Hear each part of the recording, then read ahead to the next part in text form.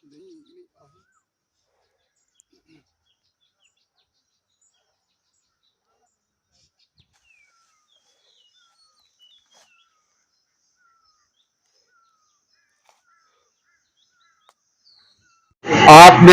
देर आयत मगर दुरुस्त आयत।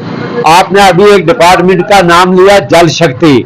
मैं मानता हूं हमारे देश के सर्वश्रेष्ठ प्रधानमंत्री जी ने बहुत अच्छी स्कीम निकाली थी गरीबों के लिए, लेकिन नाम रखने में उनको भूल चूक हो गई। जल शक्ति के बजाय जल विकसित होना चाहिए था, क्योंकि ये मांगने वाला डिपार्टमेंट है। भारत सरकार की ओर से बहुत बड़ी योजना चली, अरबों रुपया इस स्कीम में आया, लेकिन काश के मुझे बड़े दुख से कहना पड़ता है, हमारे ऑनरेबल लेफ्टिनेंट गवर्नर साहब जो स्कीम तो बता देते हैं लेकिन स्कीम का पीछा नहीं करते हैं। काश कि अगर उनने स्कीम का पीछा किया होता तो ये करोड़ों रुपया जो करप्शन के रूप में बड़े लोगों की जेब में जा रहा है, इस पर भी प्रतिबंध लग सकता था। आप देखिए, मैं तहसील थाना मंडी का रहने वाला हूं, यहां पे अरबों रुपए का ठेका हुआ, बिल्डिंगें बन रही है, टैंक बन रहे हैं, पाइपें जो है वो खेतों में लग रही हैं।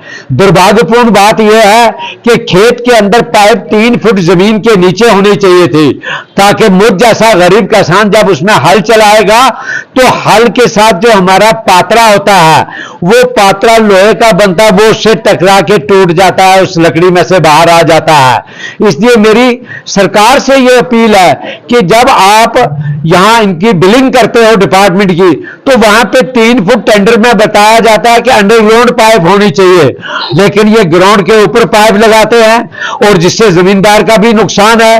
कभी कभार जब वो हल वो चला ही नहीं सकता है जमीन में, और जहां कहीं जंगल से पाइप लेनी है, जंगल में अगर पहाड़ नहीं काटा जाता है, ओपन पाइप लगानी है, ओपन के लिए भी इस पे डंगे का प्रोविजन है, लेकिन कहीं डंगा नहीं है। मुझे समझ नहीं आती है जेई साहिबान कैसे बिल बनाते हैं। हासप्लोट, डंडा, छुड़ंग, मनिहाल, मंगोटा, इनमें जो पाइप लग रही है, इस पाइप के लिए रूलिंग ये है कि वहां पे एक इलेक्ट्रिक मशीन, अगर बिजली नहीं है तो बैटरी से चलने वाली मशीन होनी चाहिए, क्योंकि ये बेल्ट किया जाता है, इसमें कोई सॉकेट का यूज नहीं है। लेकिन यहां पर कोई डिपार्टमेंट का आता ही नहीं है वो सॉकेट। देखिए, अलबत्ता एक चीज जरूर फायदा हुआ है, ये मैं गवर्नर साहब से और मान्यवर कमिश्नर सेक्रेटरी साहिबान से भी बयान करना चाहता हूं। फायदा ये हुआ है, अगर जेई जो था उसकी इस साल में 1 बिल्डिंग बनी थी और इन 2 सालों में उसने 3 बिल्डिंगें बना ली। इस तरीके से इनकी प्रमोशन हुई है, जायदाद में इनकी वृद्धि हुई है, ना कि कटौती हुई है। ये पैसा जितना था ये गरीबों के लिए आया था। हमारे देश के प्रधानमंत्री तो 24 घंटे इसी बारे में सोचते रहते हैं कि मेरा देश का एक गरीब आदमी तरक्की कैसे करेगा, लेकिन तरक्की करने के बजाय वो तरक रहा है। ये मैं समझता हूं नालायकी मेरे प्रधानमंत्री की है। अगर वो इस तरफ भी ध्यान देते, एक अच्छे कार्यकर्ता को इनके पीछे लगा देते। अभी देखिए, हमारे सेंटर के मिनिस्टर, मैंने कभी नहीं सुना था कि सेंटर का कोई मिनिस्टर जो है वो मनिहाल जैसे राजधानी गांव में आता है, लेकिन आज बीजेपी सरकार की बदौलत सेंटर के मिनिस्टर गांव गांव जा रहे हैं। लेकिन मैं मिनिस्टर साहिबान से ये गुजारिश करता हूं कि गांव को शहर के साथ जोड़िए। ये हमारे आन-जहानी प्रधानमंत्री जनाब अटल बिहारी वाजपेयी का भी सपना था, लेकिन आज उसके सपने को साकार करने के बजाय डुबोया जा रहा है। लिहाजा हमारे लेफ्टिनेंट गवर्नर साहब का ये फर्ज बनता है, जहां वो देश की और स्टेट की तरक्की के लिए, अभी पिछले दिनों 5 अगस्त मनाया गया, हमें भी बड़ा खुशी महसूस हुई। ठीक है भाई, ये 370 इन्होंने लिफाफे में बंद किया। 370 क्या था? 370 जो था वो मंत्रियों की इनकम बढ़ाने के लिए था, वो जितने भी ये कैपिटलिस्ट लोग हैं उनकी आमदन बढ़ाने के लिए था।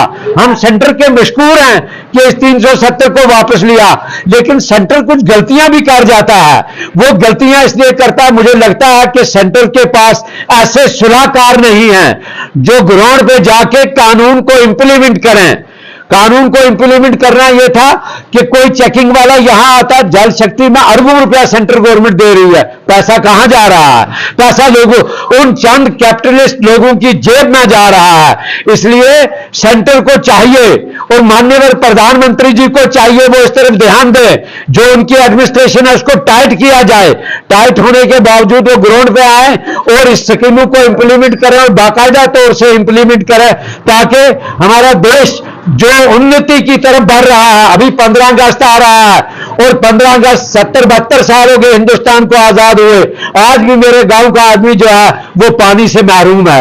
ये क्यों ऐसा हो रहा है? इसलिए मैं आपसे यही गुजारिश करना चाहता हूं, जितने भी मेरी स्टेट की एडमिनिस्ट्रेशन है, मेरे विभाग के इंचार्ज लोग हैं, मेरे माननीय डिप्टी कमिश्नर साहब हैं, वो ज्यादा से ज्यादा ध्यान दें। ग्राउंड पे पैसा आ रहा है लेकिन लग नहीं रहा है। यानी हम कहते हैं चोर को मारो लेकिन चोर की मां को ना मारो। मेरा यह मानना है कि चोर की मां को मारो ताकि दूसरा कोई चोर ना पैदा हो सके। जय हिंद, जय कश्मीर।